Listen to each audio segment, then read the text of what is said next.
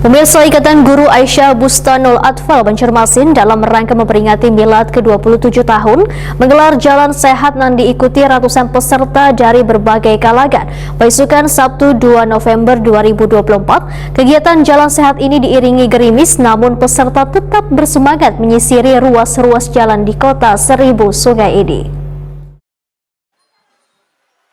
Ikatan Guru Aisyah Bustanul Atfal Banjarmasin dalam rangka memperingati milad ke-27 tahun menggelar Jalan Sehat yang diikuti ratusan peserta dari berbagai kalangan besukan Sabtu 2 November 2024.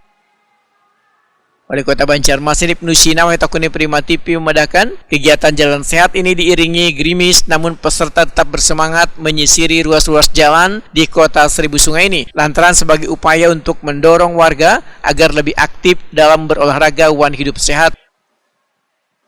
Menurut Ibnu Sina, kegiatan Jalan Sehat yang dimulai wan diakhiri dari halaman Masjid Al-Jihad ini diharapkan dapat mempererat hubungan antar peserta, terutama bubuhan guru PAUD wan anggota IKABA, yang merupakan bagian penting dari pilar pendidikan Banjarmasin. Ya baik, alhamdulillah hari ini kita melepas Jalan Sehat dalam rangka milad ke-27 IKABA, Ikatan Guru Aisyah Bustanul Atfal, khususnya di kota Banjarmasin dari cabang 1 sampai 13.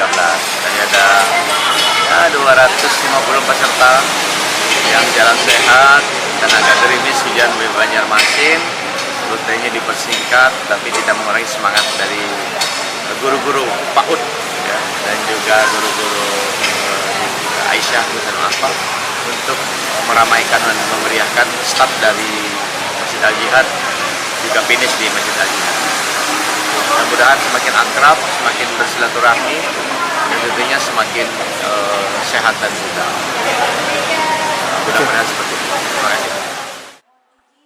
Ibnu Sina menyatakan pentingnya kesehatan wan kebugaran serta pelaksanaan program Germas agar dapat menginspirasi warga untuk lebih aktif dalam berolahraga wan menjalani gaya hidup sehat demi masa depan yang lebih baik.